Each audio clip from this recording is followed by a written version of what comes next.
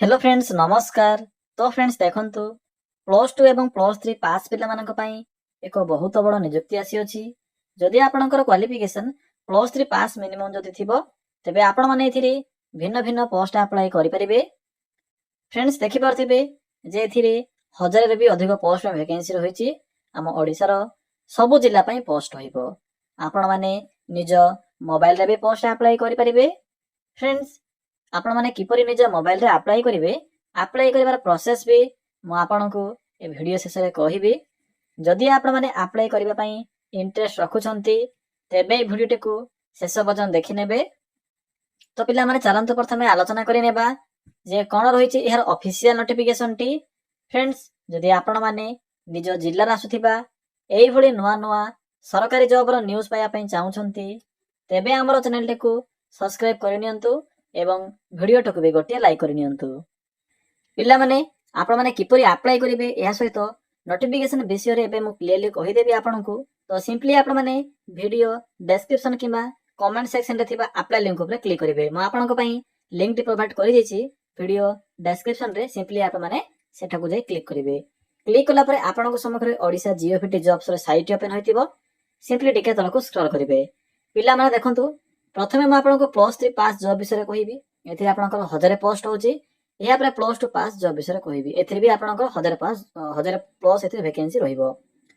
तो देखंतु प्रथम जो नोटिफिकेशन अछि स्टेट बैंक ऑफ इंडिया बा भारतीय स्टेट बैंक तरफरु गवर्नमेंट जॉब रहउची। 1000 प्लस पोस्ट होइबो। मिनिमम +3 पास करथिबे किबा एमबीए किबा पीजी आपनकर जहा भी क्वालिफिकेशन थिबो निजर क्वालिफिकेशन अनुसार आपण माने अप्लाई कर परिबे। तो देखंतु अप्लाई किपरि करिवे एठरे आपनको एक बैंक जॉब्स रो ऑप्शन टी शो होथिबो देखि परथिबे।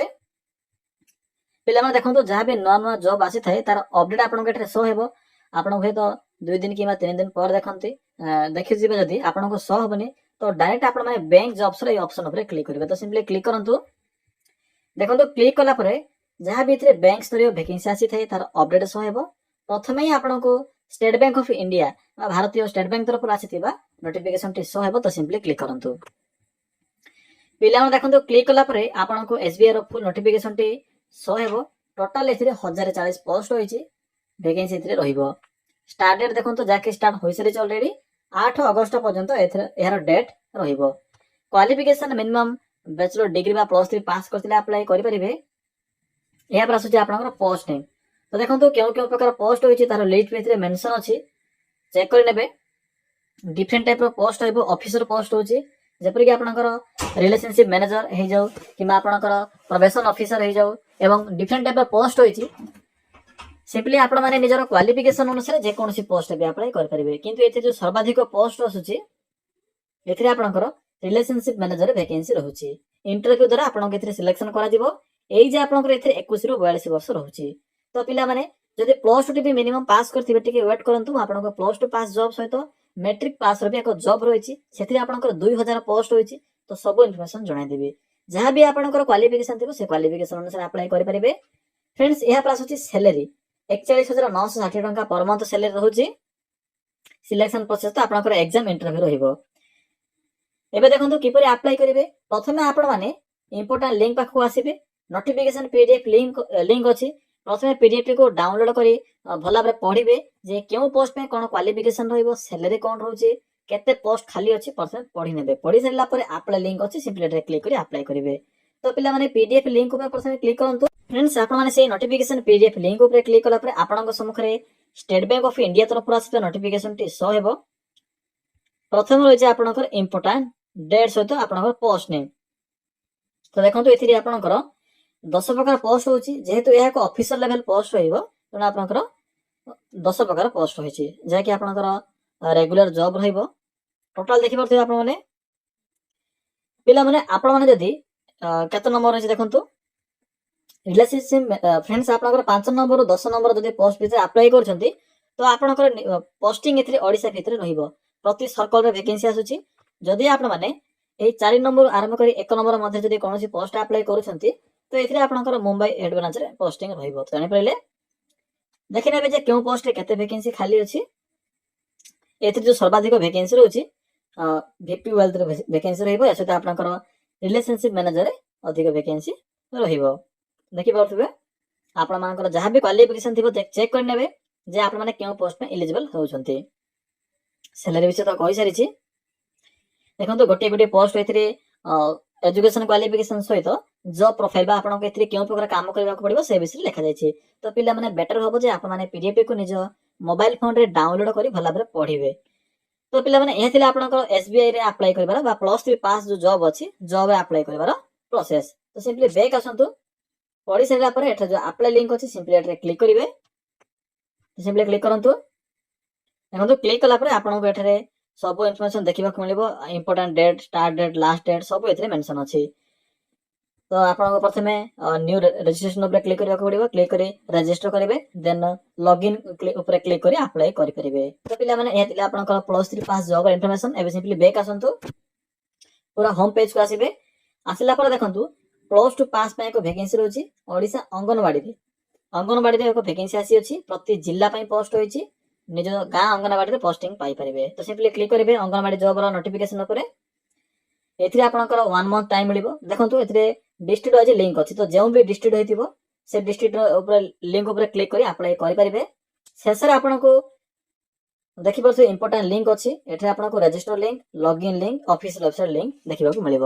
ପ୍ରଥମେ ରେଜିଷ୍ଟର କରିବେ, ଏହାପରେ ଲଗ୍ଇନ୍ ଉପରେ କ୍ଲିକ୍ କରି ଆପ୍ଲାଏ କରିପାରିବେ। ପିଲାମାନେ କ୍ୱାଲିଫିକେସନ +2 ପାସ୍ ରହୁଛି। ଏଜ୍ ଦେଖିନେବେ ଯେ ଆପଣଙ୍କର ଏଜ୍ ହଉଛି କି ନାହିଁ। ଦେଖନ୍ତୁ 18 ରୁ 35 ବର୍ଷ ରହୁଛି। ଆପଣଙ୍କର ମିନିମମ୍ ବୟସ 18 ବର୍ଷ ହୋଇଥିଲେ ଆପ୍ଲାଏ କରିପାରିବେ।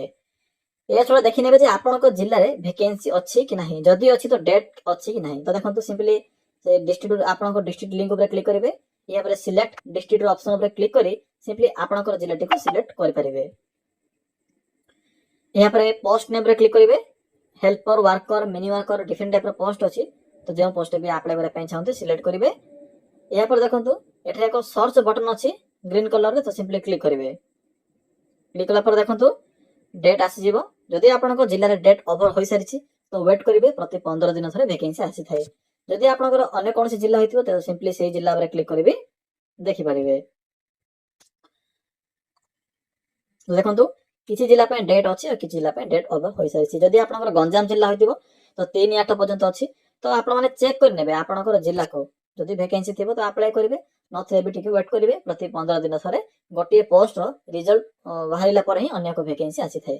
ତ ପିଲାମାନେ ଏହା ଥିଲା ଆପଣଙ୍କର +2 ପାସ୍ ଜବରେ ଆପ୍ଲାଏ କରିବାର ପ୍ରୋସେସ। ଏବେ ଦେଖନ୍ତୁ ପିଲାମାନେ କମେଣ୍ଟ କରିଥିଲେ ସାର୍ ମାଟ୍ରିକ ପାସ୍ କରୁଛୁ ବିନା ଏକ୍ଜାମରେ କୌଣସି ଜବ୍ ଅଛି କି? ଯଦି ଅଛି ତ କୁହନ୍ତୁ। ତ ଦେଖନ୍ତୁ ଏବେ ଓଡ଼ିଶା ପୋଷ୍ଟାଲରେ ଏକ ବଡ଼ ଭ୍ୟାକେନ୍ସି ଆସିଅଛି। ତ ଜାଣିଥିବେ 24,477 ପୋଷ୍ଟ ରହିଛି। ଓଡ଼ିଶାର ପ୍ରତି ଜିଲ୍ଲା ପାଇଁ ପୋଷ୍ଟ ରହିବ। କ୍ଲିକ୍ କରିବେ ସିମ୍ପଲି ଏଠାରେ। ଡେଟ୍ ତ ଆପଣଙ୍କର ରହିଛି କେତେ ପର୍ଯ୍ୟନ୍ତ? ଜୁଲାଇ 15 ଷ୍ଟାର୍ଟ ହୋଇଛି ଆପଣଙ୍କର 5 ଅଗଷ୍ଟ ପର୍ଯ୍ୟନ୍ତ ଡେଟ୍ ରହିବ। କେବଳ ମାଟ୍ରିକ ପାସ୍ ରହିଛି। ଏହା ସହ ଚେକ୍ କରି ନେବେ ଯେ ଆପଣଙ୍କ ଜିଲ୍ଲାରେ କେତେ ପୋଷ୍ଟ ଅଛି। ସବୁ ଜିଲ୍ଲାର ଭ୍ୟାକେନ୍ସି ଲିଷ୍ଟ ଏଥିରେ ମେନସନ ଅଛି।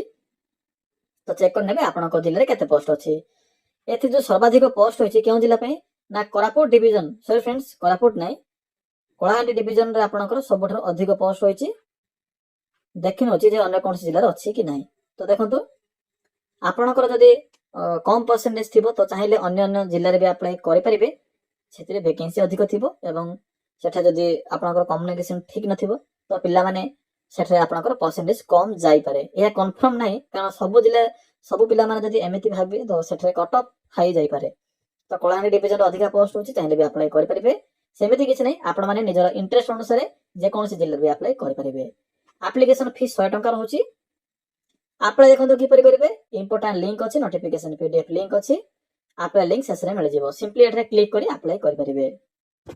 ତ ପିଲାମାନେ ଏହା ଥିଲା ସମ୍ପୂର୍ଣ୍ଣ ଇନଫର୍ମେସନ। ଏହା ସହିତ ଆପଣଙ୍କର କିଛି ନୂଆ ନୂଆ ଭ୍ୟାକେନ୍ସି ଆସିଛି, ଯେପରିକି ଓଡ଼ିଶା ଆଶ୍ରମ ସ୍କୁଲ ତରଫରୁ ଭ୍ୟାକେନ୍ସି ରହିଛି।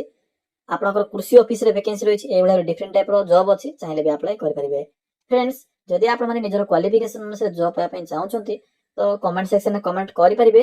ଯଦି ଆପଣଙ୍କର କ୍ୱାଲିଫିକେସନ ଅନୁସାରେ କିଛି ବି ଭ୍ୟାକେନ୍ସିର ଅପଡେଟ୍ ଆସୁଛି ତ ମୁଁ ଏଇଭଳି ଏକ ଭିଡ଼ିଓ ପ୍ରସ୍ତୁତ କରି ଆପଣଙ୍କ ପାଇଁ ପ୍ରୋଭାଇଡ କରିଦେବି। ସେ ଭିଡ଼ିଓରେ ଯଦି ସରି ଫ୍ରେଣ୍ଡସ୍, ଆପଣ ଯଦି କମେଣ୍ଟ କରିବେ ସେ କମେଣ୍ଟରେ ଯଦି ଅଧିକ ଲାଇକ୍ ହେଉଛି ତାହେଲେ ମୁଁ କରିବା ପାଇଁ ଚାହିଁବି। ତ ଫ୍ରେଣ୍ଡସ୍, ଏହା ଥିଲା ସମ୍ପୂର୍ଣ୍ଣ ଇନଫର୍ମେସନ। କିଛି ବି ଡାଉଟ୍ ଥିଲେ କମେଣ୍ଟ ସେକ୍ସନରେ କମେଣ୍ଟ କରି ଜଣାଇ ପାରିବେ। ଦେଖନ୍ତୁ ଆପ୍ଲାଏ ଲିଙ୍କ ଆପଣଙ୍କୁ ଭିଡ଼ିଓ ଡେସ୍କ୍ରିପସନରେ ମିଳିଯିବ।